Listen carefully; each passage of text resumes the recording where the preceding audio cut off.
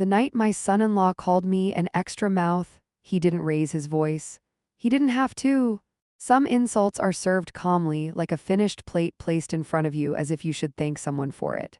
And when my daughter said there wasn't room for me in their future, I understood something I should have understood long ago. When people think you are a burden, they stop seeing what you carry. If you've ever been made to feel like there wasn't space for you in a place you helped build, stay with me. Some lessons don't arrive loudly, but they change everything when they finally land. I moved into Melissa and Derek's apartment 5 months after Arthur passed. My husband had been methodical in everything: taxes filed in January, investments reviewed in March, estate documents updated every fall. Even his illness was handled with quiet spreadsheets and labeled folders.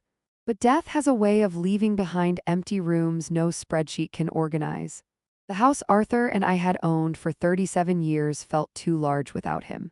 Every creak in the hallway sounded like memory. Melissa insisted I stay with them for a while. Derek said it made sense financially. I noticed he emphasized financially. I arrived with 2 suitcases and 3 storage bins. That was all I needed, or so I thought. At first, everything felt manageable. I kept my routine, up at 6. Coffee measured precisely 2 level tablespoons. I folded their laundry when it sat too long. I replaced a flickering hallway bulb. I reorganized the pantry when Melissa complained she couldn't find anything. I did not interfere, I observed. Derek worked long hours, or at least he said he did. He liked to talk about metrics. Performance targets, bonuses, he wore his income like armor. Melissa worked in human resources, which meant she spent her days managing other people's discomfort while avoiding her own. I watched the patterns quietly. That's what I did for 30 years as a municipal budget analyst. Numbers tell stories before people do. Derek began with small comments. We're all feeling the squeeze. Groceries have doubled. Electricity isn't free. I offered to contribute. He waved it off the first 2 times. The third time he said, we'll figure it out. It wasn't reassurance. It was calculation. The dinner that changed everything wasn't dramatic. I had made lemon chicken. Derek's favorite, according to Melissa. We sat around the narrow dining table. The overhead light hummed faintly. Derek scrolled through something on his phone, then looked up and said, we should probably talk about the long-term plan. I set my fork down. What long-term plan? I asked. He leaned back. This arrangement, it's getting tight. We didn't really budget for extra mouths. He smiled slightly when he said it, like he expected the phrase to land as humor. It didn't. I turned to Melissa. She stared at her plate. Mom, it's just temporary, she murmured. There just isn't really room for 3 adults indefinitely. Room. I looked around the apartment, 2 bedrooms. One converted into Derek's office, which contained a desk, a gaming chair, and a framed motivational quote. There was physical room. What they meant was something else. I nodded slowly. I see, Derek continued, mistaking my calm for agreement. It's not personal, it's just practical. Practical. Arthur used to say practical decisions are only honorable when everyone involved agrees they are necessary. I finished my meal without another word. After dinner, I washed my plate, dried it, and placed it back in the cabinet. Then I went to the guest room and closed the door. I didn't cry immediately. I sat on the edge of the bed and reviewed the facts. Fact 1, I was not financially dependent on them. Fact 2, they believed I was. Fact 3, perception often determines power more than reality does. Around midnight, I opened my laptop. I reviewed my accounts. Conservative index funds, municipal bonds, a small but steady portfolio Arthur and I had built quietly over decades. Nothing flashy, but solid, asset security, Arthur used to call it. Derek had never asked about my finances. He assumed that was his mistake. The next morning, I made coffee for everyone as usual. Melissa avoided my eyes.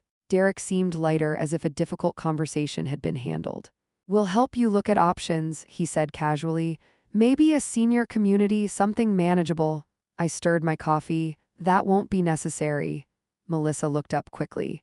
Mom, we just don't want you to feel crowded. I smiled faintly. I won't.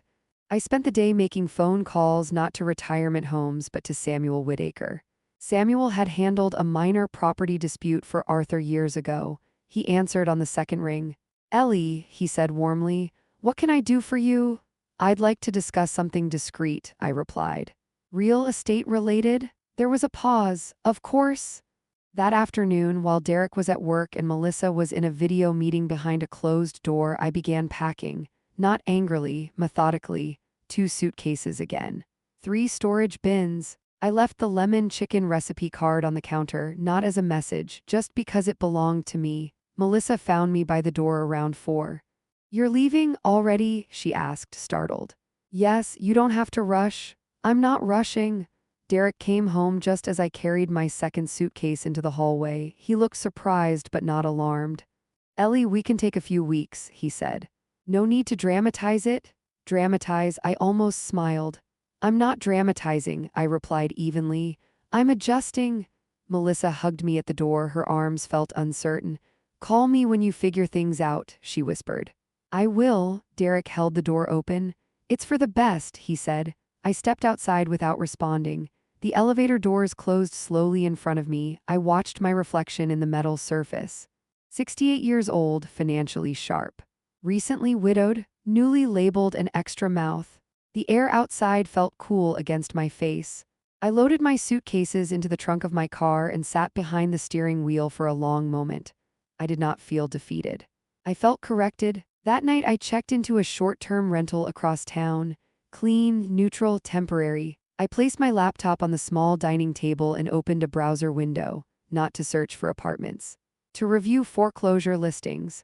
Because 3 weeks earlier, while Derek had been complaining about utility bills, I had overheard him mention something else.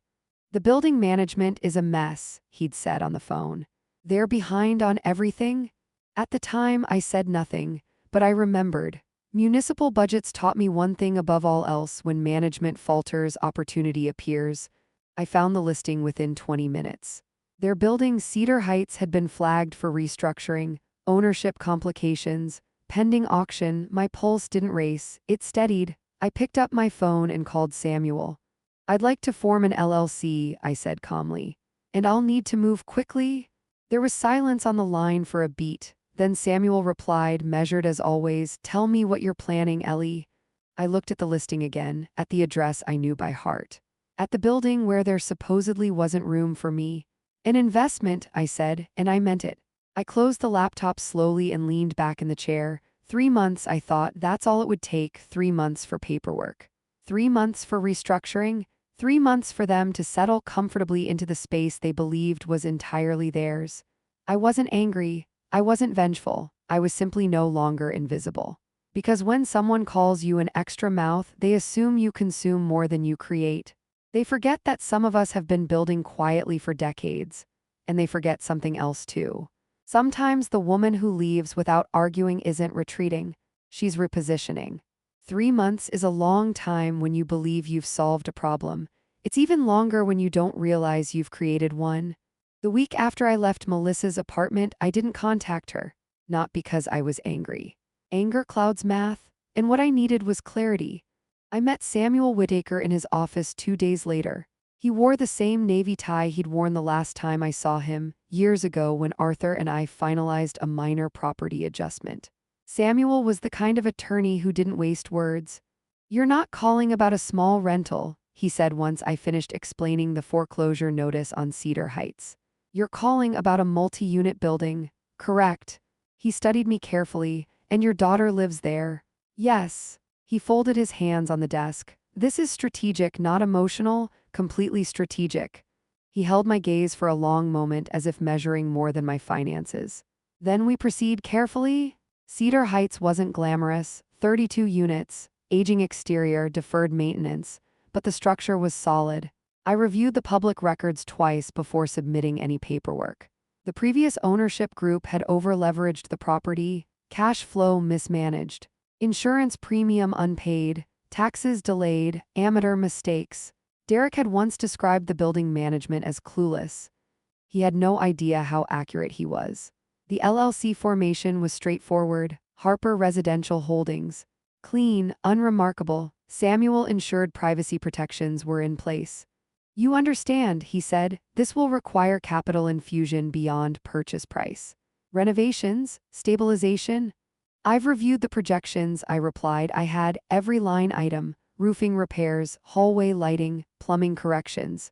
With conservative rent restructuring, the building would stabilize within 9 to 12 months. It was not revenge, it was math. Meanwhile, I watched from a distance. Melissa texted me once that first week. "Did you find somewhere okay?" I responded simply, "Yes, I'm fine." She sent a thumbs up emoji. That was all. Derek did not contact me. I wasn't surprised. Men like Derek prefer problems that disappear quietly. The auction process took 6 weeks. I did not attend in person. Samuel handled representation. I remained in my short-term rental reviewing spreadsheets. The day the purchase cleared, Samuel called. "It's yours," he said. "Transfer documents will finalize within 10 business days." I closed my laptop and allowed myself one slow breath. Ownership isn't loud, it's administrative. 2 weeks later, I drove past Cedar Heights for the first time since leaving. The parking lot looked the same. Derek's car was parked in its usual spot near the second stairwell. Melissa's sedan beside it. Curtains drawn halfway across their living room window. They were settling in comfortably, I thought. That phrase lingered in my mind. Comfort often breeds assumption. I didn't stop the car, I wasn't there to observe them. I was there to evaluate infrastructure. The exterior paint had faded unevenly. The landscaping needed trimming. Deferred maintenance always reveals itself to trained eyes. I made notes. Over the next month, repairs began quietly. New hallway lighting, roof patching, upgraded security cameras. Tenants received notices about improvements, nothing dramatic, just incremental change. And then came the financial adjustment. The previous owners had kept rents artificially low in an attempt to maintain occupancy while drowning in debt. I reviewed comparable properties within a 5-mile radius. Market rate was significantly higher. Not triple for everyone, but substantial, necessary, sustainable. Samuel reviewed the legal language before notices were drafted. "Uniform increase across units?" he asked. "Uniform," I confirmed. "No exceptions?" That part mattered. This was business, not favoritism. The notices were scheduled for distribution exactly 92 days after I left Melissa's apartment. 92 days since I had been called an extra mouth. 92 days since I carried 2 suitcases out of a space that supposedly had no room for me. The envelope design was simple, white, official. At the top, ownership transfer notice. Beneath it, Harper Residential Holdings. My full legal name appeared in the registration line. Eleanor Brooks, managing member. I did not personally deliver them. The property management company handled distribution. Late afternoon, midweek. The kind of time when people are least prepared for disruption. I was sitting at my rental's small dining table when Samuel called again. "Distribution complete," he said. "You should expect inquiries." "Of course." "Are you prepared?" he asked. I looked at the spreadsheet open in front of me, cash reserves, projected cash flow, maintenance schedule. "I've been prepared for years," I replied. That evening, around 6:30, my phone buzzed. "Melissa." I let it ring once, twice, then I answered. "Hi, Mom." Her voice sounded tight. "Hello. Did you hear about what's happening at our building?" she asked quickly. "No," I said evenly. "What's happening?" "There's a new owner, they're raising rent, a lot." I let a brief silence settle between us. "Is that so?" "It's insane," she continued. "Derek's furious. We just got the notice." My fingers rested calmly against the table's surface. "What does the notice say?" There was a pause. Paper rustled on her end. "Ownership transfer to Harper Residential Holdings," she read slowly. "Managing member Eleanor Brooks." Silence, heavy breathing. I imagined her eyes scanning the page again. "Mom," she whispered. "Yes. Is this you?" I did not rush the answer. "Yes, Melissa." "It is." I heard something drop on her end, perhaps the envelope, perhaps her certainty. In the background, Derek's voice rose sharply. What does it say?" Melissa didn't respond to him immediately. "Mom," she said again, her tone shifting from confusion to disbelief. "You bought the building?" "Yes." Derek's voice grew louder in the background. "Put me on the phone." I could hear his footsteps. The phone changed hands abruptly. "Ellie," Derek said, no longer casual. "What kind of game is this?" "It isn't a game," I replied calmly. "It's an investment." "You raised our rent by nearly 40%, he snapped. "The adjustment reflects market rates and property stabilization costs," I said. "All tenants received identical notices." He exhaled sharply. "You did this on purpose." I purchased a distressed asset, I answered. That is all. There was silence on the line. I imagined his expression, the same one he wore when a quarterly report didn't go his way. You're trying to make a point, he said finally. No, I replied. I'm managing an asset. Melissa's voice came back onto the line, softer now. Mom, why didn't you tell me? Would it have changed anything? I asked gently. She didn't answer, because the truth was obvious. If I had announced my intentions, Derek would have called it impossible, impractical, emotional, and Melissa would have asked me not to escalate. Instead, I let paperwork speak. After the call ended, I remained seated for several minutes. Not triumphant, not shaken, just steady. Arthur used to say ownership isn't about control, it's about responsibility. I wasn't punishing anyone, I was correcting a structure. That night, I received 3 more emails from tenants with routine questions. Lease timelines, payment portals, standard inquiries. Cedar Heights was no longer drifting. It had direction. Around 9:30, another message appeared. This time from Derek. Subject line, we need to talk. The body was short. This isn't over. I read it once, then closed the laptop, because here's what Derek still didn't understand. When you call someone an extra mouth, you assume they are consuming space. You don't consider the possibility that they might one day own it. And the real adjustment wasn't the rent. It was the realization that the woman who quietly left without arguing had never been dependent at all. She had simply been watching. There is a particular silence that follows shock. It isn't loud. It isn't dramatic. It settles into the room like dust, and everyone pretends not to breathe too deeply. That's what I imagined happening inside Melissa's apartment the night they saw my name printed under managing member. Not just Harper Residential Holdings. Eleanor Brooks. The same woman who had folded their laundry and made lemon chicken in a kitchen where there supposedly wasn't room for her. The next morning, my inbox was fuller than usual. 3 tenant inquiries about payment adjustments, 2 about maintenance schedules, and 1 long, heated email from Derek. I read his message carefully. He accused me of manipulation, of personal targeting, of using my position to retaliate.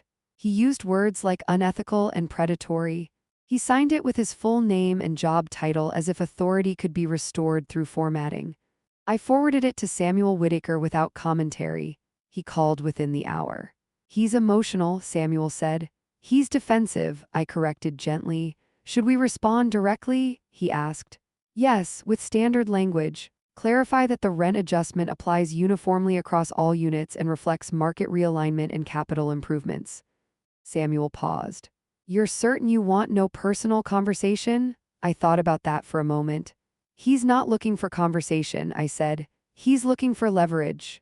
That evening, Melissa called again. This time her voice didn't tremble. It sounded tired. Derek says we can't afford the increase, she said without greeting. Then you should evaluate your options, I replied evenly. Mom, please. That word again, please. It used to undo me when she was small. Did you know, she asked quietly, know what? That we'd be hit hardest. You weren't hit hardest, I said calmly. You were treated identically, she exhaled slowly. It feels targeted. It feels unexpected, I corrected. There was a long pause. I could almost see her sitting on the edge of their couch, phone pressed to her ear, eyes on the kitchen floor. Derek thinks you did this to teach us a lesson, she said. Did you?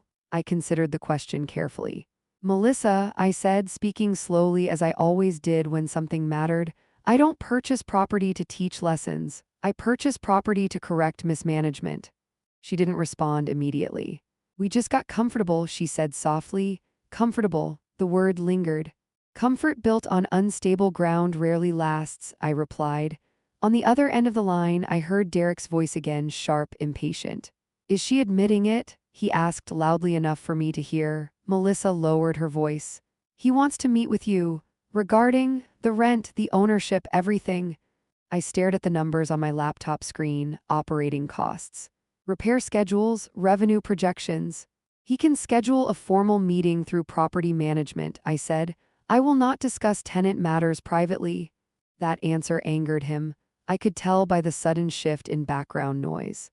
This is absurd, Derek said, grabbing the phone. You think hiding behind an LLC makes this professional? It isn't hiding, I replied. It's structure. You blindsided us. You assumed I had no capacity to act. He laughed once short, bitter.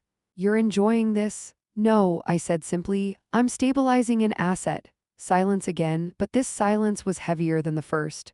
You're my mother-in-law, he said finally. And you're my tenant, I replied. I did not raise my voice. I did not need to. The line went dead shortly after. That weekend, Cedar Heights buzzed with conversation. Tenants discussed the improvements, the fresh lighting, the new security cameras. Some grumbled about the increase, but most understood the shift. The building felt cleaner already, more deliberate. Derek, however, began escalating. Samuel informed me Monday morning that Derek had attempted to contact the property management company 3 times in one day, demanding special consideration. He referenced personal hardship? Samuel asked. He referenced principal, I answered dryly. That afternoon, I drove past the building again, not to watch them but to review contractor progress. The landscaping crew had begun trimming the overgrown hedges. The exterior looked less neglected. I parked briefly across the street. I saw Melissa exit the building carrying a small grocery bag. She looked thinner than I remembered. Tired. Not defeated, but strained. Derek followed moments later, speaking animatedly, gesturing with sharp movements. She nodded automatically, the way she always had when conflict pressed too hard. I did not approach them. I did not wave. I stayed in my car and observed.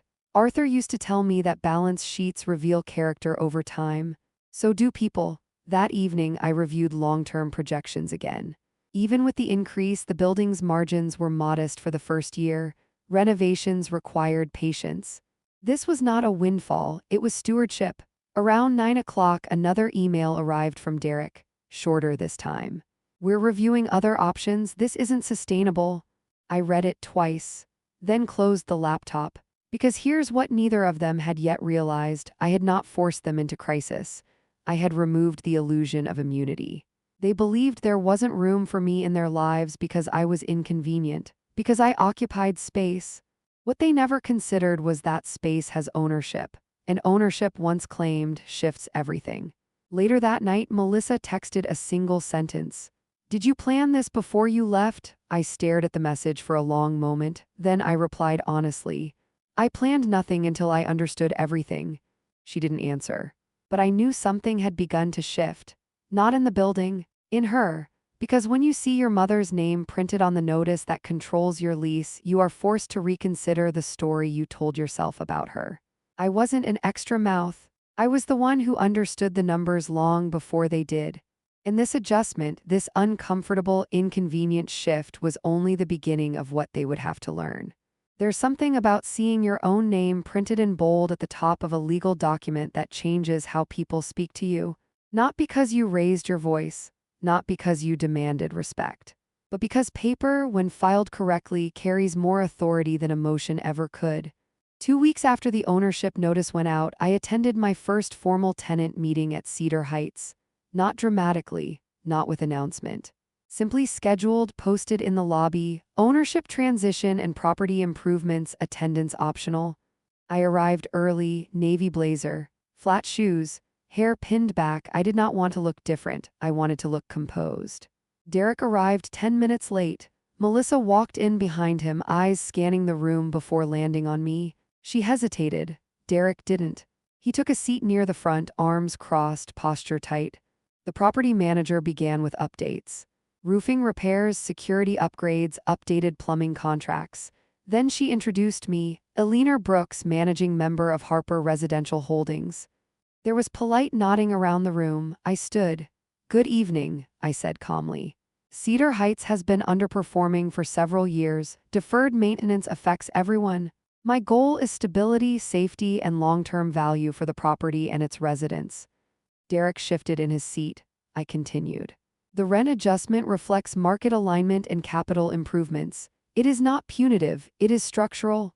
One tenant raised her hand about parking access. Another asked about timeline for exterior repainting.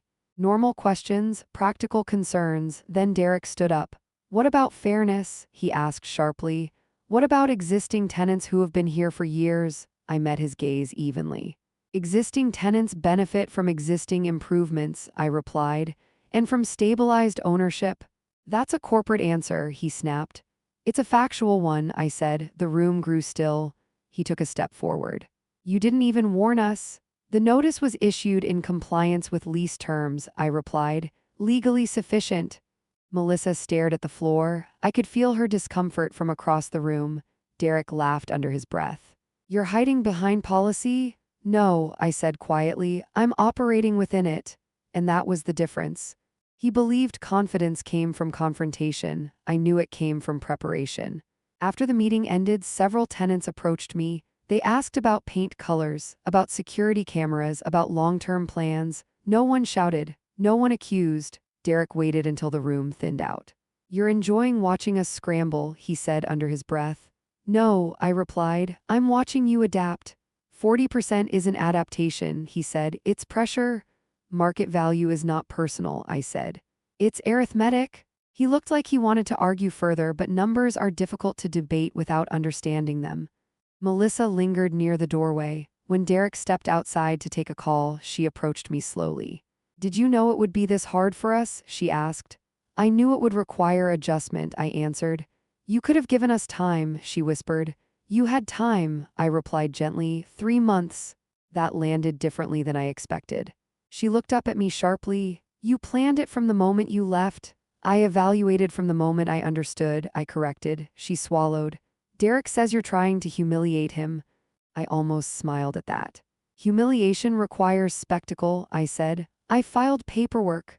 Melissa didn't laugh. She didn't argue either. She looked tired in a way that had nothing to do with rent. He's working extra hours, she said. He's stressed. Stress reveals structure, I replied. So does comfort. She stared at me as if trying to see the woman she thought she knew, the one who packed quietly, the one who avoided conflict. I didn't know you could do this, she said softly. That's because you never asked, I replied. On my way back to my car, I thought about Arthur. He would have approved of the spreadsheets. He would have corrected a few projection formulas. But he would not have approved of disrespect. He used to say, asset security isn't just about money. It's about never putting yourself in a position where someone else controls your shelter. I hadn't realized until that dinner table how close I had come to doing exactly that. The following week, the first new rent payments came in at the adjusted rate. A few tenants negotiated longer lease terms in exchange for phased increases. I approved those within reason. Stability benefits everyone. Derek, however, continued pressing. Samuel informed me that Derek had requested a formal mediation meeting. He's arguing hardship and prior verbal understanding, Samuel explained. There was no verbal understanding, I said. Correct, Samuel replied, which makes his case weak. I considered this carefully. Schedule the meeting, I said, but ensure it is documented.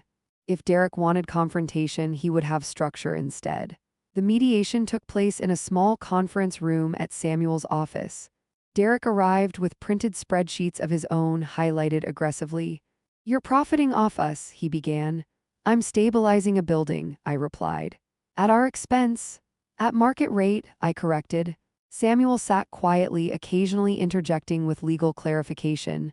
Derek's frustration grew with every measured response. You're my wife's mother, he said finally, as if that fact should override contract law. And you're a tenant bound by lease terms, I answered. Those two realities coexist. Melissa remained silent the entire meeting. Her hands were folded tightly in her lap. When it ended, Derek stormed out first. Melissa lingered. Mom, she said softly, this doesn't feel like business to him. That's because he never thought I had leverage, I replied. She looked at me, and for the first time I saw something different in her eyes. Not anger, not confusion, recognition. You weren't helpless, she said quietly. No, I replied. I was patient. Driving home that afternoon, I reflected on how quickly power shifts when perception changes. 3 months ago, I was an extra mouth, an inconvenience. Now my name was printed at the top of their lease renewal document. Not because I shouted, not because I retaliated, but because I understood timing. The building's exterior repainting began that Friday. Fresh neutral tones replaced faded beige. It looked stronger, more deliberate, like it had always intended to stand. That night, Melissa sent me a message. We're reviewing our finances. I replied, that's wise. She didn't mention Derek. She didn't mention the strain. But I knew something was unraveling not because of rent alone, but because assumptions were being dismantled. And when assumptions collapse, people are forced to rebuild their understanding of each other. Derek still believed this was about him, about pride, about humiliation. But the truth was simpler than that. Market value is indifferent to ego, and sometimes the most uncomfortable lesson isn't that someone hurt you. It's that they underestimated you. People rarely resent the rent itself, they resent the loss of control. By the 5th week after the increase, Cedar Heights looked different. Fresh paint, brighter hallways, repaired stair railings. The parking lot lights no longer flickered at night. Stability is visible when you know what to look for. Instability is visible too. Samuel called me on a Tuesday morning. "The Carters are 3 days late," he said evenly. "Document it," I replied. "There's a grace period of 5. "I'm aware," he paused. "You're not making exceptions?" "No, 3 days late isn't catastrophe, it's pressure, and pressure reveals habits." That evening Melissa came to see me. She didn't call first. She knocked softly, the way she used to when she was small and afraid she had done something wrong. I opened the door and stepped aside.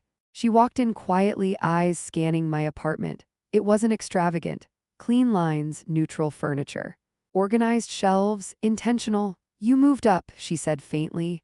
"I moved appropriately," I replied. She sat down at the small dining table and folded her hands together. I noticed she wasn't wearing her wedding ring, not absent. Just turned inward, stone facing her palm. "We're short this month," she said finally. "By how much?" $280. Not catastrophic, but telling. "Unexpected expense?" I asked. She hesitated. "Derek leased a new car in February. He said it would help with perception at work." Perception. Income equals intelligence, Derek always believed, and intelligence must look expensive. "Does the car help the budget?" I asked gently. "No." Silence settled between us, not hostile, heavy. "He says you're proving a point," she added quietly. "Am I?" She didn't answer. Instead, she said, "He feels exposed." "That's different from harmed," I replied. She looked up at me sharply. "Mom, he's working 14-hour days. And he's exhausted." "Work does not collapse under accurate math," I said. "Ego sometimes does." She inhaled slowly. "You talk about this like it's just numbers." "It is numbers," I said calmly. "Numbers are neutral." She looked at my bookshelf, at the framed photo of Arthur. "Dad would have never done this." I turned toward Arthur's picture. "Your father would never have allowed someone to control our shelter." That stopped her. "He believed in asset security," I continued. "Which means you never put yourself in a position where someone else's comfort determines your stability." Her eyes filled, but she blinked the tears back quickly. "Melissa hates emotional spectacle." "We're trying," she whispered. "I know. And you won't help." There it was, the question beneath the question. "Help how?" "Lower it just for us." I folded my hands on the table, mirroring her posture. "If I lower it for you, I violate the structure for everyone." "But we're family." "Yes," I said softly. "Which is why you should want me to operate fairly." She exhaled sharply. "It doesn't feel fair?" "It feels uncomfortable," I corrected. Another silence. "I didn't defend you," she said suddenly. The words hung between us. "At dinner," she clarified. "When he called you that." "Extra mouth, I remember," I said. "I thought keeping the peace was protecting everyone," she whispered. "Keeping peace at your own expense is not protection," I replied. "It's avoidance." Her shoulders slumped slightly. "I keep thinking about that night," she continued. "You just stood up, you didn't argue." "There was nothing to argue," I said. He had already revealed his position. "And you started planning?" "No," I corrected gently. "I started evaluating." She looked at me carefully now. Not like a daughter pleading, like a woman reassessing history. "You were never trapped," she said slowly. "No, and I thought you were." "That was convenient," I replied. She winced slightly at that. "I don't know who I am in this," she admitted. "Wife, daughter, tenant?" "You're a woman responsible for her own decisions," I said. "The rest are roles." Her phone buzzed on the table. She glanced at it. "Derek," she silenced the call. "He's furious about the late notice," she said. "The grace period hasn't expired," I replied. "Late is different from default." "You really won't bend?" "I will restructure if necessary," I said. "Within policy." "Not outside it?" She looked confused. If you truly cannot meet the adjusted rate, I continued, there are options: lease downsizing, relocation within the property. Structured phase-in agreement applied formally. You'd let us move to a smaller unit? Yes, she stared at me surprised. Fairness does not mean inflexibility, I said. It means equal access to process. Tears finally slipped down her face, not dramatic, quiet. I didn't think you'd treat us like everyone else, she said. That's exactly why I must, I replied. Later that night, Samuel sent confirmation. The Carters had paid in full before the grace period ended. No penalty, but the payment was made in 2 separate transactions. Split accounts. That detail stayed with me. 2 days later, Derek requested another meeting, this time alone. I agreed. He arrived rigid, controlled. This is unsustainable, he began. We're evaluating options. Relocation? I asked. Possibly, that's your right. He studied me carefully. You think you've won something? I've stabilized a property, I replied. You destabilized us. You were comfortable, I said evenly. Comfort is not stability, he leaned forward. You wanted to prove you weren't disposable. I met his eyes. I was never disposable. He didn't respond to that because somewhere even he understood the truth of it. After he left, I sat alone in the conference room for a moment. I didn't feel victorious. I felt precise. This was never about crushing them. It was about refusing to be small. That evening, Melissa texted one sentence. He's talking about moving. I read it twice. Then I replied, make sure the decision is yours. Because here is what neither of them had fully grasped yet: the rent wasn't the real shift. The real shift was this: I was no longer negotiating my place in anyone's home. And once a woman stops negotiating her existence, everything recalculates. People believe pressure breaks things. It doesn't. Pressure reveals what was already fragile. 2 weeks after Melissa texted that Derek was talking about moving, Samuel called with an update. They've submitted a formal request, he said. For relocation within the property? I asked. No, for early lease termination. I leaned back slightly in my chair, not surprised, just attentive. Penalty clause? I asked. Standard 60-day notice or buyout equivalent to 2 months' rent. And they're asking for a waiver. Of course they were. Response? Samuel asked. I considered the numbers, the vacancy rate, the renovation schedule. Cedar Heights could absorb 1 vacancy. Easily. Offer a partial reduction, I said. 1 month buyout in writing, no exceptions beyond that. Samuel paused. You're being generous. No, I replied calmly. I'm being strategic. Later that afternoon, Melissa came to see me again. This time she didn't look tired, she looked determined. He's furious you won't waive it, she said before she even sat down. I reduced it, I replied. He says you're squeezing us out. I'm offering an exit, I corrected. She crossed her arms, something I rarely saw her do. Why won't you just make this easier? Because ease is what put you here. The words were not sharp, just clear.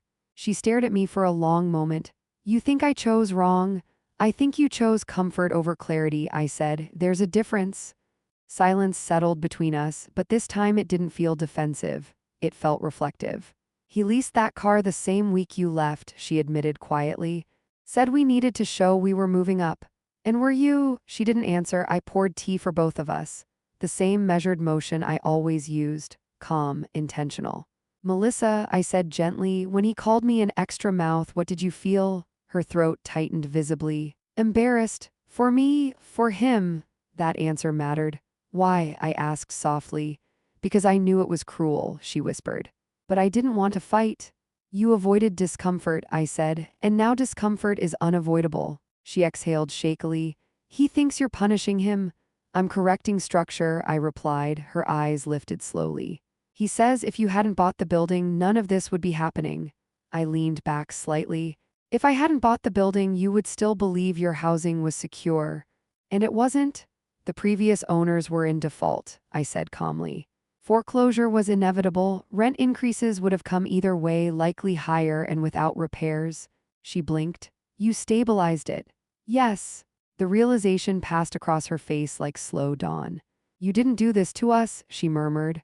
I did this for the property, I said. You happen to live in it. That was the first time she truly saw the scale of it.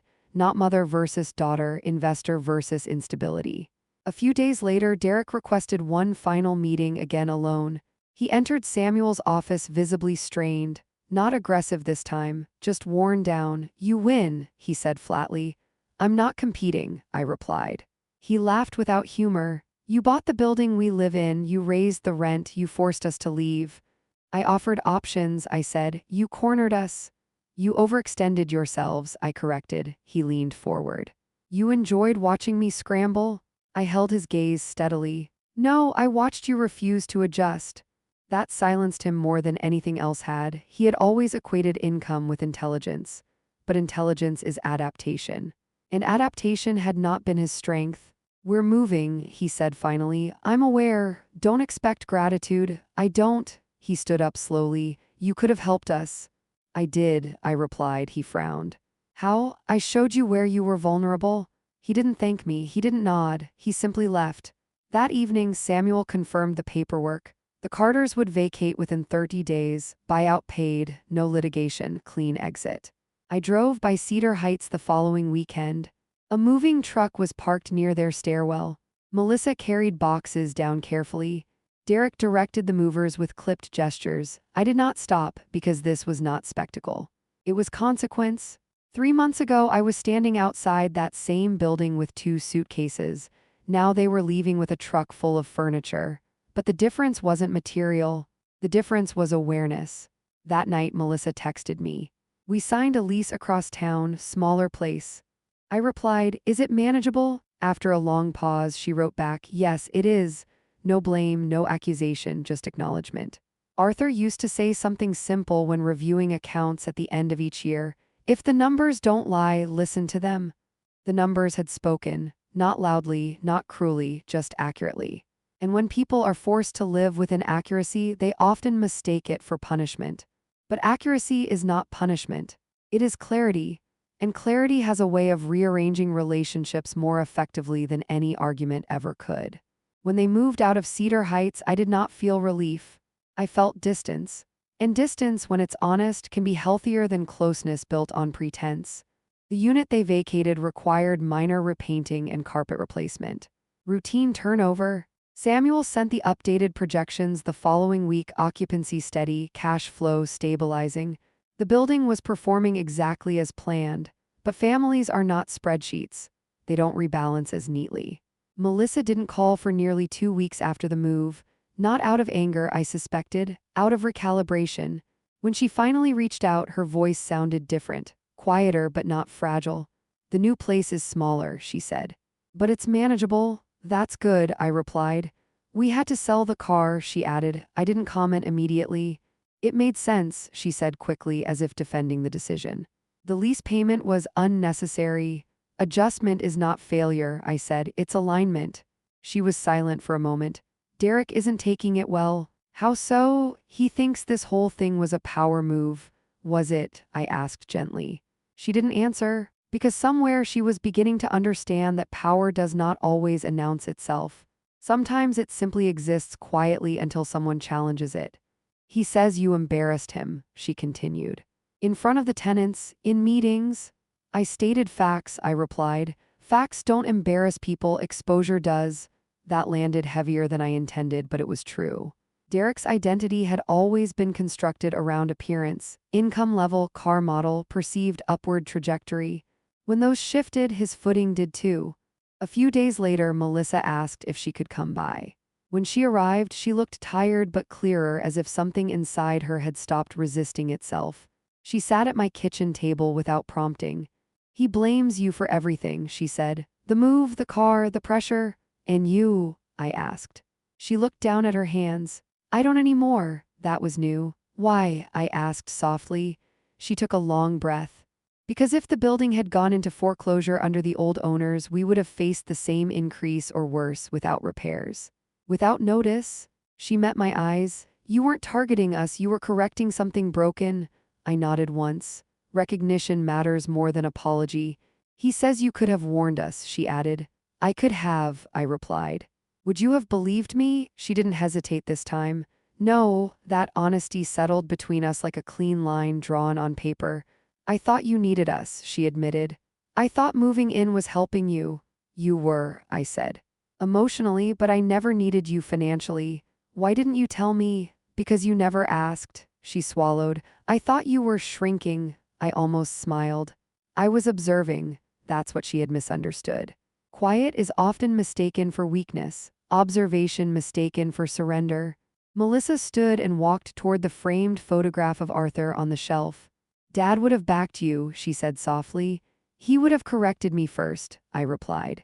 She turned back toward me. I keep thinking about that night at dinner. I waited. When he said there wasn't room for you, her voice tightened. There was room, I just didn't make it. I let the silence sit, not to punish her, but to allow her to hold that truth fully.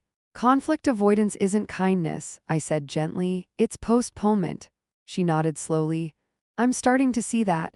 Later that week, Samuel called with a minor update: new tenants signed for the vacated unit at full market rate.